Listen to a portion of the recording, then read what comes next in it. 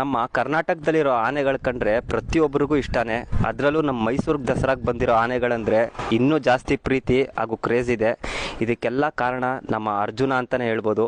ಅರ್ಜುನ ಸಾವಿನ ನಂತರ 70-80% ಜನಕ್ಕೆ ಆನೆಗಳ ಮೇಲೆ ಪ್ರೀತಿ ಸ್ಟಾರ್ಟ್ ಆಯಿತು. ಹಾಗೆ ಸೋಷಿಯಲ್ ಮೀಡಿಯಾದಲ್ಲಿ ಟ್ರೆಂಡ್ ಕೂಡ ಸ್ಟಾರ್ಟ್ ಆಯಿತು. ಹಾಗೆ ಈಗ ಬಂದಿರೋ ದಸರಾ ಆನೆಗಳಲ್ಲಿ ಸುಮಾರು ಜನ ಫ್ಯಾನ್ ಫಾಲೋಯಿಂಗ್ ಕೂಡ ಇದೆ. ಹಾಗೆ ನಮ್ಮ ಸೋಷಿಯಲ್ ಮೀಡಿಯಾ ಇಲ್ಲದೆ ಇರ್ಬೇಕಾದ್ರೆ ಸುಮಾರು ಆನೆಗಳು ಕೆಲಸ ಮಾಡಿದೆ, ಸದ್ದಿಲ್ಲದೆ ಕೆಲಸ ಮಾಡಿ ಕ್ಯಾಪ್ಚರಿಂಗ್ ಕೂಡ ಮಾಡಿ ಕ್ಯಾಂಪಲ್ಲಿ ಆರಾಮಾಗಿದೆ. ಆ ಥರ ಆನೆಗಳು ಯಾವ್ದು ಅಂದರೆ ನಮ್ಮ ಗಜೇಂದ್ರ ಆಗಿರ್ಬೋದು, ವಿಕ್ರಮ ಆಗಿರ್ಬೋದು, ಹರ್ಷ ಆಗಿರ್ಬೋದು. ಹಾಗೆ ಇನ್ನು ಇಲ್ದಿರೋ ಅಂಥ ಆನೆ ಅಂದರೆ ನಮ್ಮ ಬಲರಾಮ ಆಗಿರ್ಬೋದು, ನಮ್ಮ ದ್ರೋಣ ಆಗಿರ್ಬೋದು. ಈ ಥರ ಆನೆಗಳು ಸುಮಾರು ಕೆಲಸ ಮಾಡಿ ಸದ್ದಿಲ್ಲದೆ ಕ್ಯಾಂಪಲ್ಲಿದೆ. ಅದನ್ನು ಕೂಡ ನಮ್ಮ 2025ನೇ ದಸರಾದಲ್ಲಿ ನೆನೆಸ್ಕೊಳ್ಳೋಣ. ಹೆಣ್ಣಾನೆಗಳಂದರೆ ಕಾಂತಿ, ಮೇರಿ, ಹಾಗೆ ಕಾವೇರಿ, ಆ ಥರ ಸುಮಾರು ಆನೆಗಳಿದೆ, ಅದನ್ನು ನೆನೆಸ್ಕೊಳ್ಳೋಣ.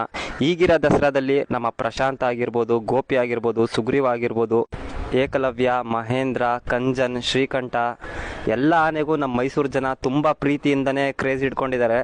ಹಾಗೆ ನಮ್ಮ ಹಳೆ ಆನೆಗಳಿಗೂ ಅದೇ ಥರ ಪ್ರೀತಿ ಇರಲಿ, ಅದನ್ನು ಕೂಡ ನಮ್ಮ ಸೋಷಿಯಲ್ ಮೀಡಿಯಾ ಯುಗದಲ್ಲಿ ನೆನೆಸ್ಕೊಳ್ಳೋಣ. ಅದು ಕೂಡ ಸುಮಾರು ಕೆಲಸ ಮಾಡಿದೆ. ಹಾಗೆ ಆನೆಗಳನ್ನ ದೂರದಿಂದನೇ ನೋಡಿ, ಹತ್ರ ಹೋಗೋಕ್ಕೆ ಹೋಗಬೇಡಿ. ನಿಮ್ಮ ಸೇಫ್ಟಿಲಿ ನೀವಿರಿ. Thank you.